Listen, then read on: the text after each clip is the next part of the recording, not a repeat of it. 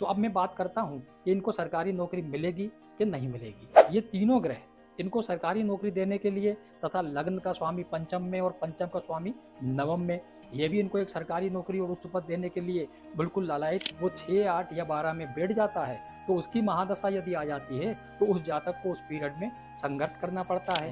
जिस प्रकार की भी इनको चाहत है कि मैं नौकरी में बहुत ही ज़्यादा सरकारी नौकरी को, उच्च पद को प्राप्त करूं, उसमें ये बार बार रह जा रहे हैं। ये आगे उस स्तर पर सीओ लेवल तक भी जा सकते हैं। नमस्कार साथियों, आज हम बात करेंगे कि क्या हम कुंडली से सरकारी नौकरी या सरकार के साथ जुड़ा हुआ कोई काम, संभवी योग या बड़े पद पे काम के योग देख सकते हैं। अगर कुंडली में ये योग है तो कैसे उन्हें पढ़ें, आज हम इन सब बातों पे बात करेंगे। और वीडियो के अंत में आपको मैं एक कुंडली के उदाहरण से बताऊंगा कि कैसे एक कुंडली में अगर सरकारी नौकरी के अवसर का योग बनता है तो किस उपाय को करके हम उसका फायदा उठा सकते हैं। जैसा कि आपको पता है, कुंडली में 12 भाव होते हैं, 1 से 12 तक। हर घर तय होता है और हर घर कुछ हमें समझाता है। कुंडली में आई बटन पे एक वीडियो आपको दिख रहा होगा जिसमें मैंने शॉर्ट में कुंडली के भाव को समझाया है। मैं आपको रिकमेंड करूंगा कि आप उसको जरूर देखें, जिससे आपको ये सब और बेहतर समझ में आएगा। अब उदाहरण के लिए इसमें जो प्लैनेट हैं जिस कुंडली में, वो मैं आपको बताऊंगा कि इसके तृतीय भाव में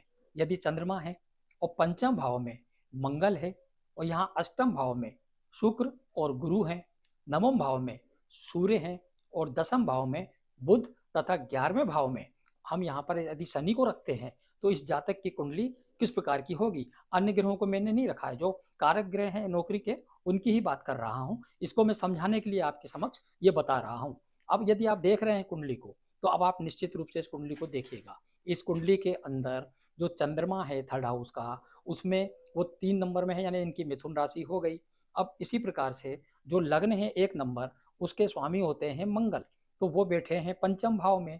और पंचम भाव के जो स्वामी है सूर्य, वो बैठे हुए हैं नवम भाव में।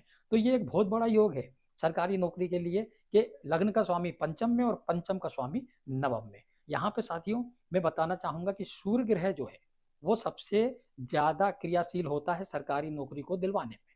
सूर्य ग्रहों का राजा भी होता है।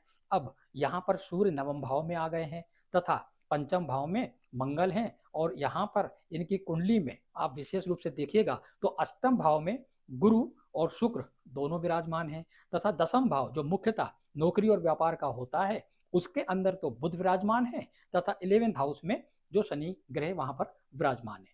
तो अब मैं बात करता हूं कि इनको सरकारी नौकरी मिलेगी कि नहीं मिलेगी। साथियों, इनको इस वक्त गुरु की महादशा चल रही है और जो 2031 तक रहेगी। अब यहाँ पर सूर्य, मंगल, शनि, ये तीनों ग्रह इनको सरकारी नौकरी देने के लिए तथा लग्न का स्वामी पंचम में और पंचम का स्वामी नवम में, ये भी इनको एक सरकारी नौकरी और उच्च पद देने के लिए बिल्कुल लालायित है। लेकिन गुरु की महादशा चल रही है और गुरु बैठे हैं अष्टम में। तो अब आप देखेंगे कि जब कोई ग्रह जो नौकरी का कारक होता है, ज्ञान का कारक भी होता है, वो 6, 8 या 12 में बैठ जाता है तो उसकी महादशा यदि आ जाती है तो उस जातक को उस पीरियड में संघर्ष करना पड़ता है। मेहनत के बाद भी फल नहीं मिलता और सरकारी नौकरी से उसे अभाव के रूप में रहना पड़ता है। साथियों, यहाँ पर सूर्य जो है ग्रह, वो सूर्य ग्रह के कारण अब आप देखेंगे कि सूर्य हमारे इनके भाग्य स्थान में बैठे हुए हैं। अब भाग्य स्थान में वो एक और बैठे हुए गुरु के घर में, 9 नंबर वहां लिखा हुआ है। 9 नंबर यानी धनु राशि, और धनु राशि के स्वामी होते हैं गुरु। तो अब सूर्य बैठ गए हैं धनु राशि में, बहुत अच्छे स्थान पे बैठ गए हैं भाग्य स्थान में। लेकिन धनु राशि यानी घर किसका है? सूर्य जहाँ बैठे हैं वहां घर है गुरु का। अब गुरु के घर में सूर्य बैठ गए और गुरु स्वयं जो है अष्टम में है। तो ये जो एक योग बन रहा है जिसमें इनको गुरु जो ग्रह है कोई सहायता प्रदान नहीं कर रहा है। ऐसी स्थिति में जिस प्रकार से भी ये मेहनत कर रहे हैं, जिस प्रकार की भी इनको चाहत है कि मैं नौकरी में बहुत ही ज्यादा सरकारी नौकरी को, उच्च पद को प्राप्त करूं, उसमें ये बार बार रह जा रहे हैं और सरकारी नौकरी के योग इसमें नहीं अभी दिख रहे हैं जब तक गुरु की महादशा है। और नौकरी के लिए एक निश्चित समय भी होता है साथियों।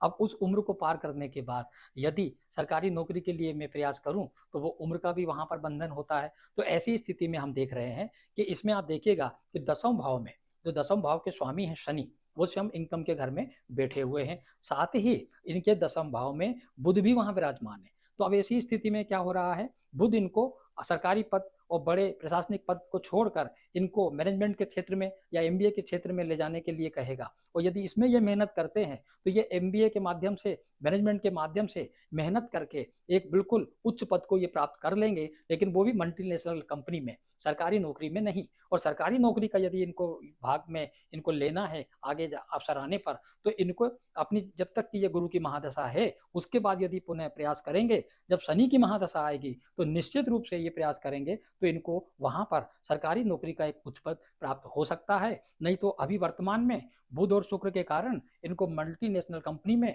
एमबीए के बाद कोई उच्च पद के लिए प्रयास करना चाहिए। ये आगे उस स्तर पर सीईओ लेवल तक भी जा सकते हैं।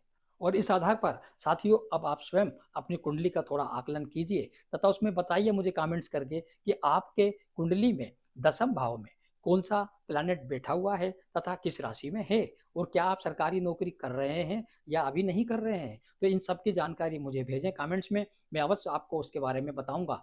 कुंडली से संबंधित अन्य किसी जानकारी के लिए यदि आप चाहते हैं तो मेरा मोबाइल नंबर नीचे डिस्प्ले हो रहा है। साथ ही आप आदर्श भाग्य एस्ट्रोलॉजी पर जाकर मुझे सब्सक्राइब करें, वीडियो को लाइक करें तथा अधिक से अधिक शेयर करें।